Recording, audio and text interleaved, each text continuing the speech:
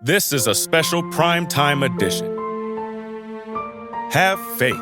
Let It Begin and Endless Hope Inc. presents a new series entitled Personal Testimonies. Here is your host, Angel Santana, and special co-host, Clinton Knapp. Good evening, everyone, and welcome to a very special edition, a collab edition of Have Faith, Let It Begin. Well, today we are breaking ground. We're doing something totally different. I got a chance to speak with who you're about to meet, a gentleman. I'm not even going to say his name yet, because we're going to give him a formal introduction. But I got to speak with somebody who truly has inspired me as an individual. And for all of our listeners, we have been praying for him and his family. He is not a secret guest. He's been on the show before. Let me take you back. We had an episode called Endless Hope. And we had an individual on here by the name of Clinton. Clinton will tell you all about his story and his journey.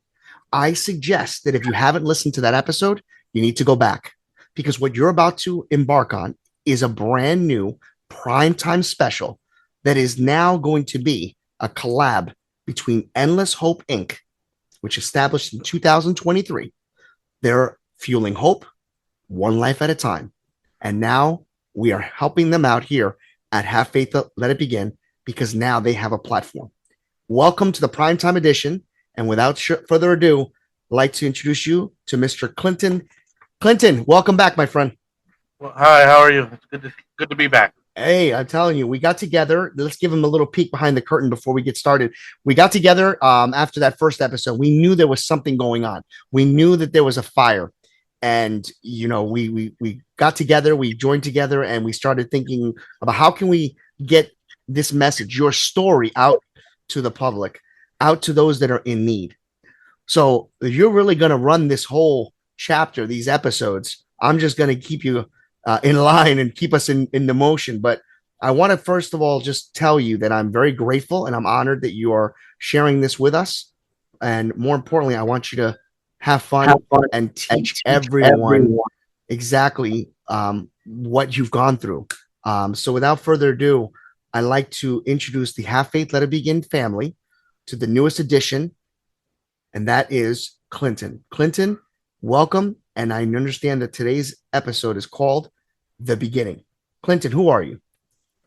Yes, definitely.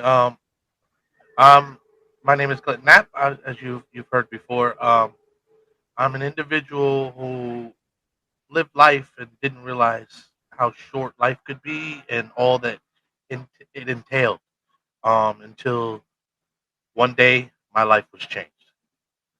Um, to take you back and give you a little bit of history, because you kind of, a lot of you, like Angel has said, you've already heard a little bit of my story, but I want to give you the full story so you can completely understand where Endless Hope came from. Um, 15 years ago, I was having trouble sleeping one night. I figured it was anxiety in anticipation for a new job that I was going to embark on as a second job, because I had a new son at home who was only just a few months old and a wife, and we were young, and I wanted to make sure that I gave him everything that I didn't have as a kid. So I was having trouble sleeping, and I just, again, I thought it was anxiety, and then finally I fell asleep.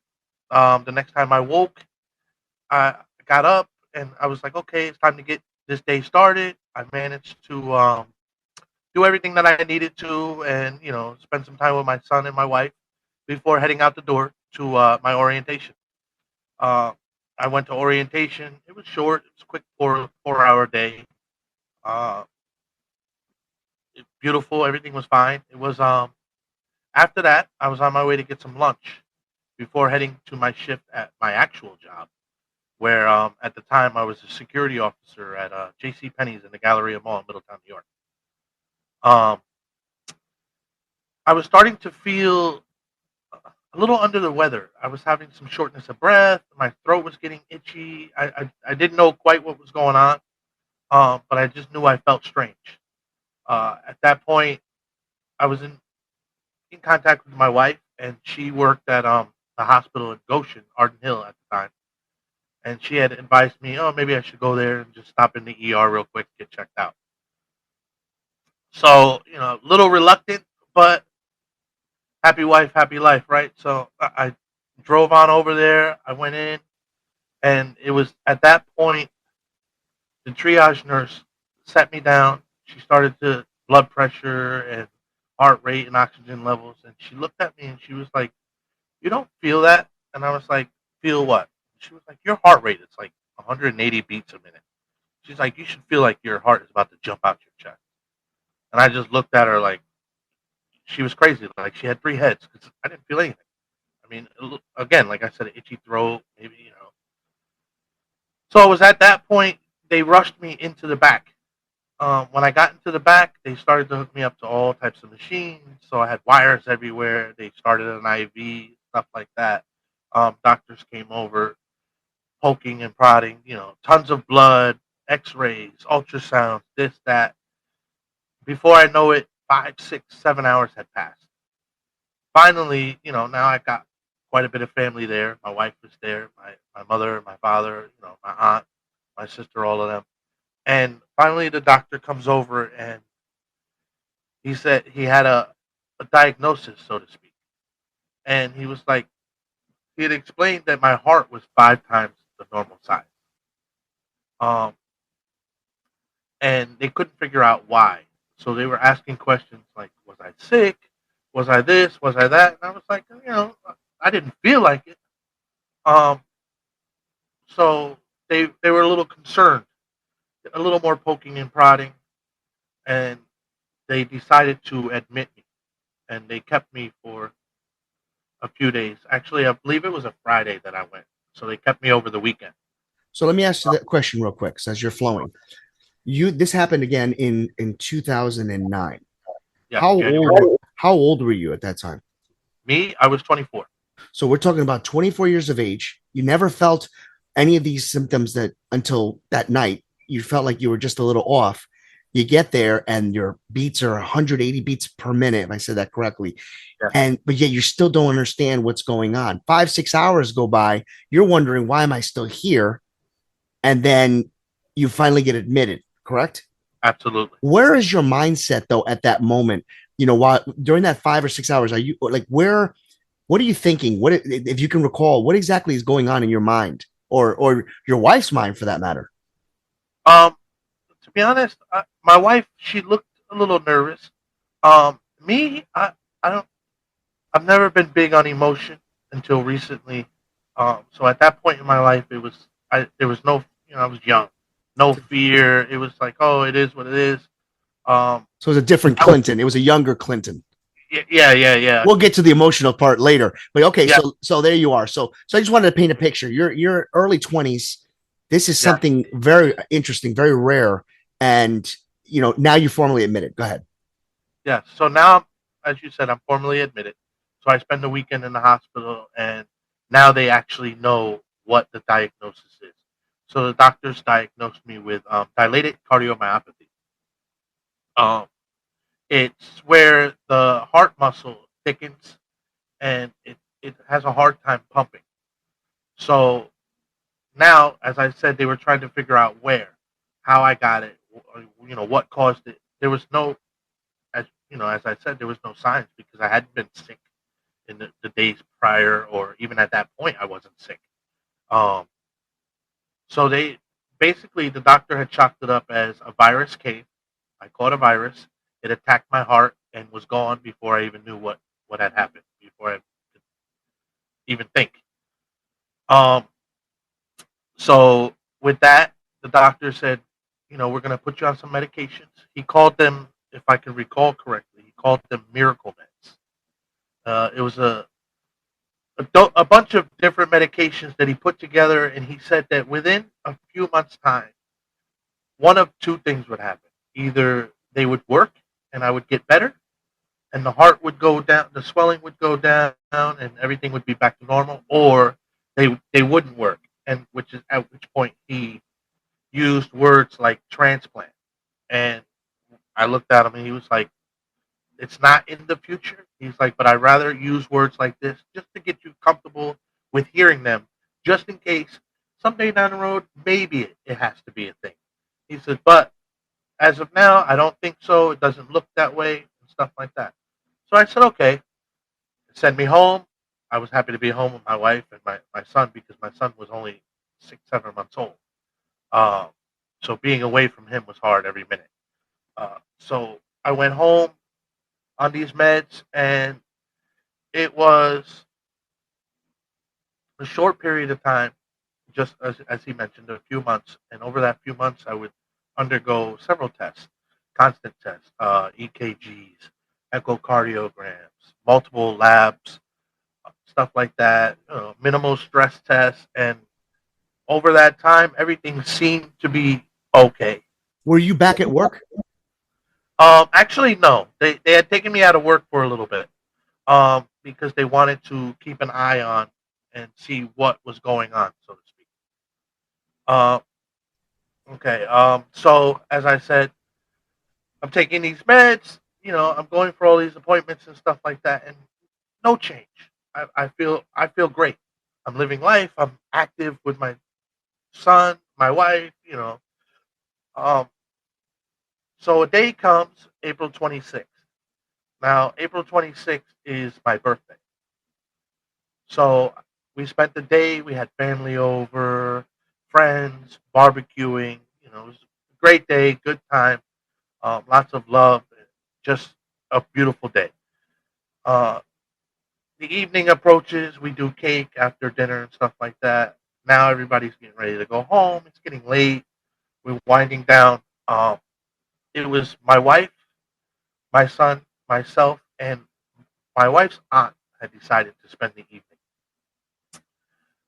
I was standing there and I looked at my wife and I started to have pain in my chest, like a tightness. And I said to her, I said, babe, I think I need to go to the hospital.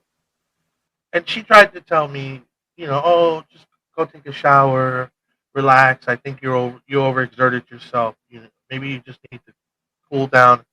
And I said, no, I think something's wrong.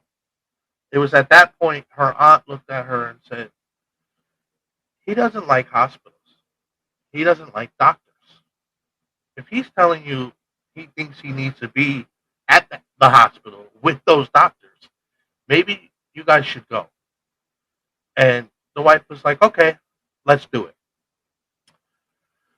So we loaded up into the car, me and my wife, and we drove to Horton Hospital in Middletown, New York. We lived in Bloomingburg at the time. Um, I get to Horton Hospital. It's probably 9:30 at night. I go into the ER, speak to the triage nurse. I let her know I had heart issues and was having some pain in my chest. She asked me to take a seat in the waiting area, and she would get right to me. I did.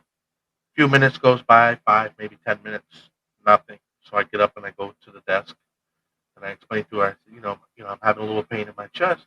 I do have heart issues. I'm still sitting over there. You told me you would get to me in a few minutes. She says, yeah, yeah, yeah. I just need a few more minutes. Just take a seat. I'll get to you as soon as I can. So I do.